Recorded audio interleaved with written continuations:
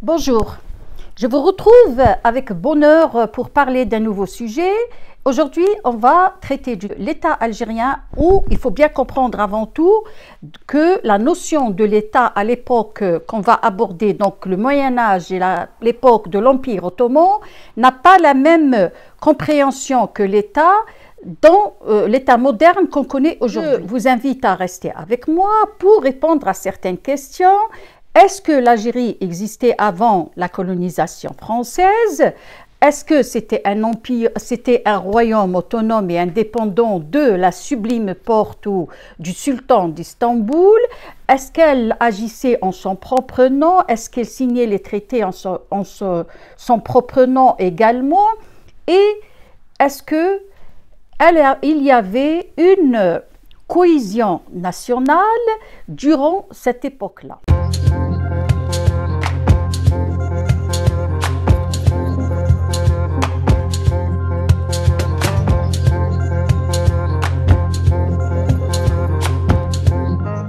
Pour beaucoup, l'Algérie n'existait pas du tout, ni avant 1830, ni du tout. À lire certains commentaires, on se demande justement qu'est-ce qui alimente ces contradictions et ces réflexions qui ne se basent sur aucun outil scientifique et historique. Et certains commentaires frisent même le ridicule quand on voit que certains n'ont peut-être jamais ouvert un livre d'histoire pour comprendre l'histoire de l'Algérie. Et ma réponse dans cette vidéo, bien sûr, s'adresse à certains qui sont nos voisins de l'Ouest et qui n'hésitent pas de commenter à chaque fois que l'Algérie n'existait pas. À travers cette vidéo, je vais vous prouver le contraire justement, que l'Algérie avant l'État français, avant la colonisation française, existait comme royaume autonome de l'Empire ottoman. Et nous allons pour cela nous attarder sur une période bien précise durant la régence d'Alger. Et nous allons commencer par la période des Haras. Et c'est là que va justement que le royaume d'Alger ou les sultans d'Alger, ce qu'on appelle les Deys en langage courant, mais les Algériens appelaient les Deys les sultans d'Alger, à quel moment ils se sont autoproclamés indépendants de l'Empire ottoman. Pour répondre à toutes ces questions, nous allons revenir à cette période de l'Algérie que certains appellent colonisation ottomane, que d'autres appellent régence ottomane, d'autres wilaya ottomane, pour justement comprendre les modalités de régence qui ont eu lieu en Algérie et dans ce qu'on appelait à l'époque la régence d'Alger, le royaume d'Alger, la République d'Alger, et nous allons voir pourquoi. Nous savons tous que l'Algérie, El Jazair, avant la régence ottomane, menait beaucoup de guerres, ce qu'on appelait les guerres contre salibiyines, les chrétiens, qu'ils soient anglais, français, hollandais, etc., espagnols surtout. Et justement, c'est devant l'insistance de l'armada espagnole qui a réussi à prendre quelques villes de la côte algérienne comme Oran et le Pénan d'Alger entre autres, et Béjaïa aussi, que les habitants de Béjaïa, puis les habitants d'Alger, ont fait appel aux frères Berbarous qui étaient connus dans la région et dans la Méditerranée pour venir les débarrasser des Espagnols. Les frères Barbarousse vont s'établir à Djidjel, qui vont faire leur base arrière pour attaquer les Espagnols de cette ville-là. Ils vont reprendre Béjaïa en 1512 et après ils vont constituer une petite armée de 5000 soldats natifs de Bougie et de Djidjel, de quelques janissaires, 1500 janissaires, et armés, ils vont entreprendre de conquérir Alger. En arrivant à Alger, ils vont s'installer ils auront des conflits avec le sultan d'Alger, Selim Toumi, qui, d'après l'histoire, aurait fait quelques tractations avec les Espagnols contre les frères Barbarousse. Mais c'est les frères Barbarousse qui vont faire appel à l'Empire ottoman pour les aider dans leur lutte contre Salibiyides. Et à cette époque-là, c'est le sultan Selim Ier, qui était le sultan d'Istanbul. Il va envoyer des soldats et de l'armement aux frères Barbarousse. Ils vont nommer Arrouj comme le sultan d'Alger, et c'est à partir de cette date-là, donc de 1516, que va commencer la régence des Ottomans sur l'Algérie, où nous allons justement voir ensemble les modalités de régence, parce que à cette période-là se divise en 5 parties. Donc nous avons la première, c'est où l'époque de sultanat est inaugurée avec Arrouj Barbarousse, qui est nommé par le sultan d'Istanbul.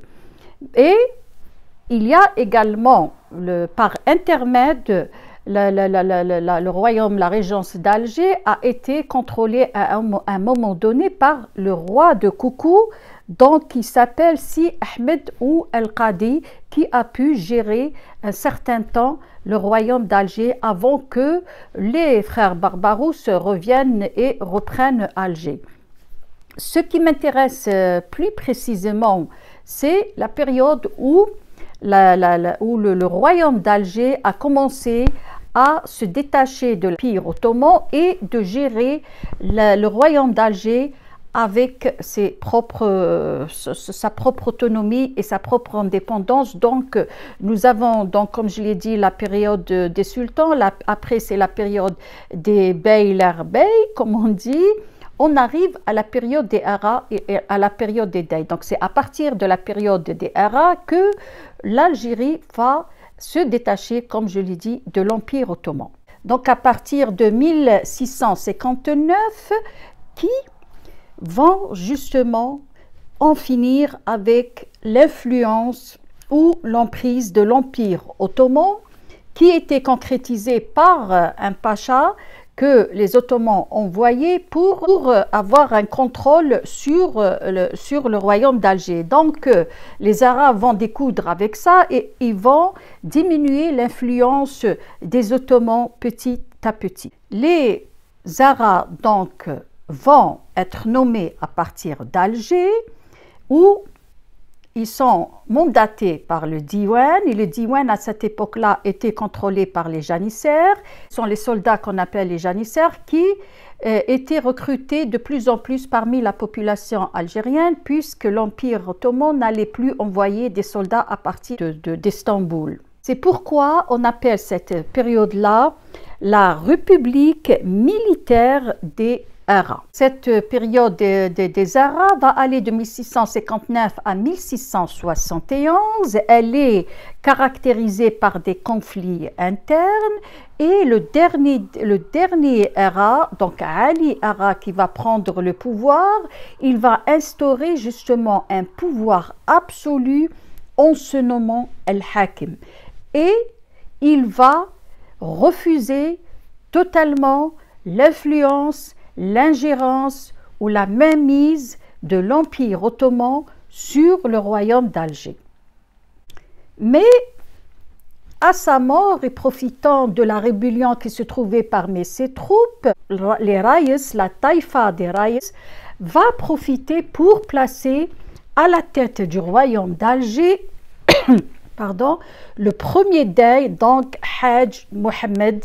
Il est né à Alger et c'est là où c'est un membre de la taïfa. On va commencer à partir de là à avoir des dey.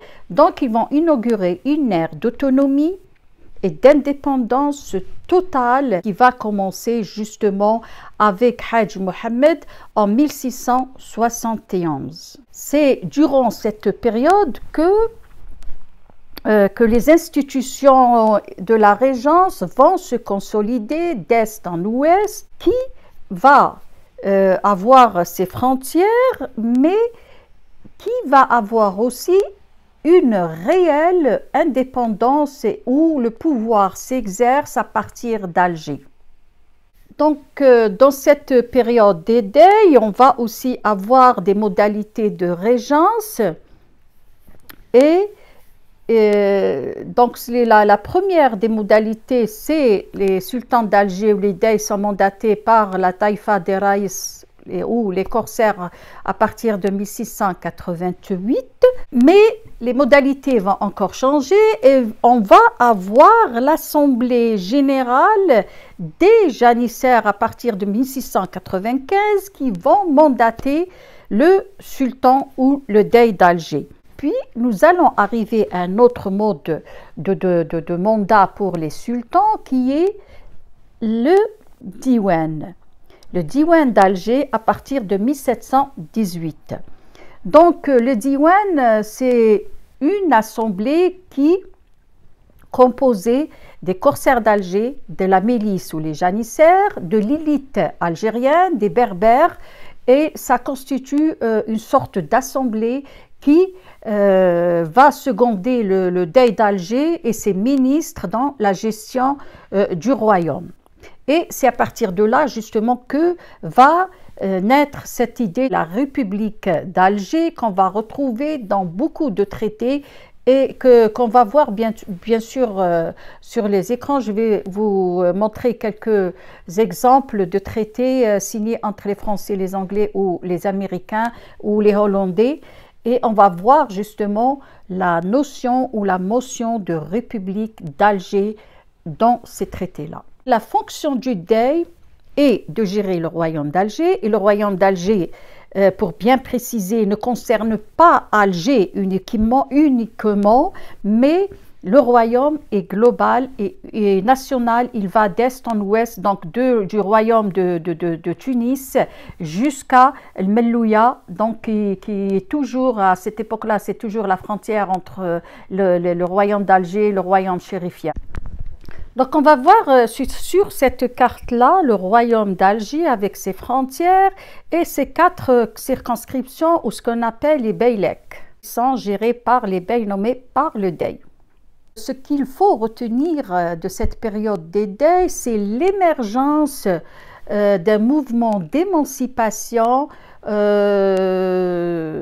dans l'Afrique du Nord, que ce soit la Tunisie, le Maroc, Tunisie, Algérie ou Libye, de la tutelle ottomane. Nous allons énumérer rapidement les dey qui ont gouverné à Alger durant cette époque-là, donc 1671. 1682, nous avons Hadj Mohammed qui est nommé par les corsaires d'Alger, qui va régner pendant 11 ans et qui va déclarer la guerre aux Français à cause de leur mauvaise gestion de l'Afrique du Nord. Mais trop âgé, Hadj Mohammed va céder le pouvoir à son beau-fils Baba Hassan qui va continuer sa guerre contre les Français, ce qui va amener Duquesne à bombarder Alger mais malheureusement, sous la pression de l'Empire ottoman, Baba Hassan va signer une sorte de traité de paix, ce qui va déplaire aux Algériens qui vont le destituer. Il sera remplacé par Hadj Hassan, qui est d'origine espagnole, mais qui ne tardera pas longtemps au pouvoir. Cependant, Hadj Hassan va continuer sa guerre contre les Français et va les obliger à traiter directement avec la régence d'Alger sans passer par les Ottomans. Ce qui va amener Duquesne à bombarder une autre fois Alger en 1683. Ce qui va l'amener à négocier un traité de paix avec l'amiral de Tourville en 1684. La France, pour apaiser ses tensions ou ses conflits avec la régence d'Alger, va se diriger vers le sultan d'Istanbul pour lui demander aide. Celui-ci va envoyer un émissaire à Hadj Hassan et cependant Hassan va refuser de laisser débarquer l'émissaire d'Istanbul, considérant cela comme une ingérence. Avant le dey suivant qui est Ahmed Chaban qui va négocier un traité de paix avec les Français en envoyant un émissaire à Versailles. Donc nous voyons que toute cette période-là, il y a des conflits permanents avec les Français. Donc il y a le royaume d'Alger qui est en conflit permanent avec les Français avant 1830, ce qui dénote de l'existence d'un État ou d'un royaume qui est confronté à d'autres États. Donc si, comme on dit, l'Algérie n'existait pas à cette période-là, je ne sais pas où est-ce toute cette histoire-là, qu'est-ce qu'on va faire de toute cette histoire-là entre parenthèses. Donc nous avons un dey qui s'appelle Mohamed Ben Othman qui est né à Alger lui aussi, et c'est la plus longue longévité dans la gestion du royaume d'Alger puisqu'il va régner pendant plus de 20 ans, suite une période qui est marquée par la stabilité, par un grand sens de l'État, une intense activité militaire et diplomatique qui rehausse la puissance du royaume d'Alger. Et le dernier, Hussein Dey, est né lui en Anatolie, qui était l'époux de Lalla Fatma, qui était sœur de la Khdaouj, connue sous Khdaouj el-Amia dans la mémoire collective des Algérois. Pour bien comprendre justement que le royaume d'Alger existait, que l'État existait bien avant la colonisation française, qui était indépendant et autonome. Donc on a à partir de 1671 le royaume d'Alger la République d'Alger, qui, j'insiste, est un royaume indépendant. Les sultans d'Alger ou les deys sont nommés localement et les soldats sont recrutés parmi la population algérienne. Le royaume a pour frontière le royaume du Tunis à l'est et le royaume chérifien ou les royaumes de Fès et de Marrakech à l'ouest, et le pays est divisé en 4 parties gérées par les beys qui sont nommés par le dey d'Alger. Les traités de paix ou de commerce sont signés par le royaume d'Alger. Les rentes d'argent, trésors ou tout ce qui revient à la régence d'Alger, donc rentre dans la trésorerie de la régence d'Alger et n'est pas envoyé à l'Empire ottoman.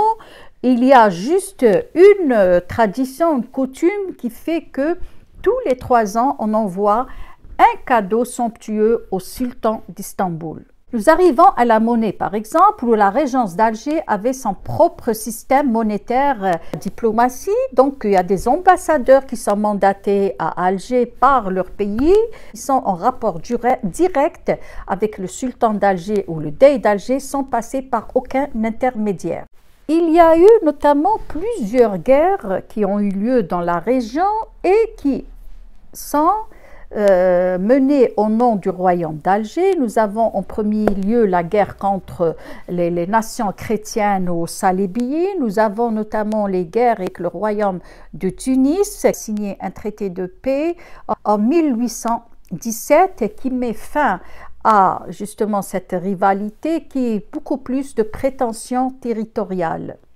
Cependant, avec toujours l'Ouest, les relations ont été toujours très tendues avec les monarques marocains. Le problème qui se pose avec le royaume chérifien, c'est qu'ils ont toujours profité des situations délicates dans lesquelles se trouve le royaume d'Alger, qui était confronté avec des guerres, soit avec les Espagnols, soit avec les Français, pour mener des guerres contre le royaume d'Alger et essayer de récupérer des terres. En 1550, la dynastie saadienne, avec l'aide des Espagnols et des Portugais, vont faire la guerre à la régence d'Alger. Ils vont prendre Tlemcen, ils vont marcher sur Alger.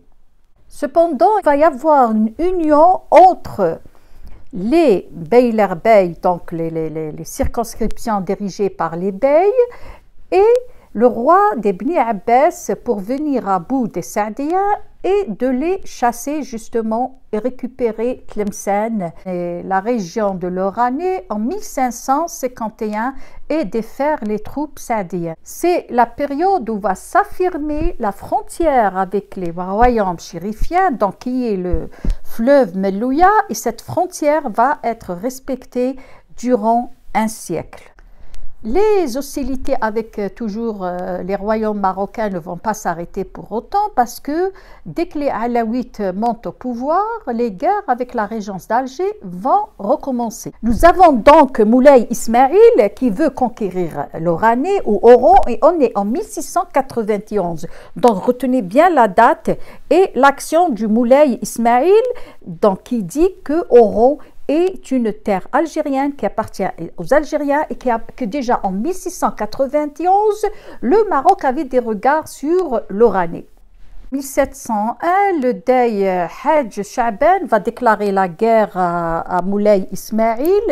Il va le défaire, donc il va non seulement le défaire, mais il va aussi lui imposer un traité de paix où il reconnaît les droits d'Alger jusqu'à le fleuve Melouya. À chaque fois qu'il y a confrontation avec le royaume chérifien, les Dey d'Alger vont imposer leur autorité jusqu'au fleuve Melouya. Et durant ces années-là, justement, où le royaume d'Alger était confronté à l'armada espagnole, le Moulay Ismaïl continuait ses hostilités contre la régence d'Alger et a pénétré sur les territoires algériens, à faire des incursions jusqu'à l'Arwat. Et vers la fin du XVIIIe siècle, nous avons encore un autre sultan du Maroc, donc le sultan Moulay Slimane, qui va aller faire la guerre à la régence d'Alger en voulant être même pas sur Oujda. Et je rappelle qu'à cette époque-là, Oujda faisait partie du territoire du royaume d'Alger ou était sous l'égide du sultan ou du dey d'Alger. Sud-ouest, la régence d'Alger comptait sur justement la confédération tribale des Ouled Sidi Chir qui sont ralliés à la régence d'Alger et qui contrôlaient cette partie du sud justement. Donc je vous remercie et je vous donne rendez-vous pour une prochaine fois.